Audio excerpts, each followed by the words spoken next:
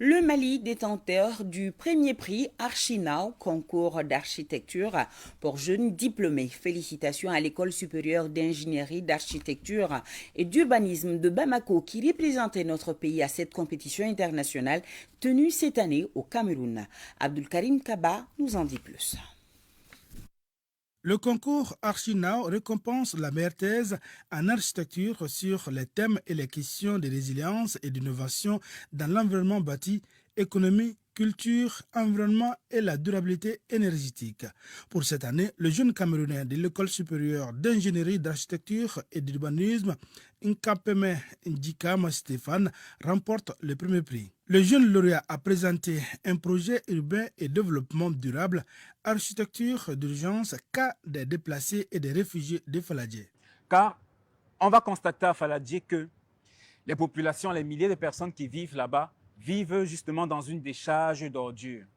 Donc, il s'agit de recycler d'abord les ordures pour constituer des matériaux de construction. Les matériaux de construction venant des plastiques recyclés seront des briques compressées qui vont permettre de faire les fondations et le soubassement. Ensuite, le bambou sera l'ossature et la structure de l'habitacle. Et pour le gros des murs, nous allons donc utiliser des bottes de paille compressées qui, grâce à leur poids et à leur épaisseur, vont être de bons isolants thermiques et permettre maintenant un confort thermique à l'intérieur de l'habitat.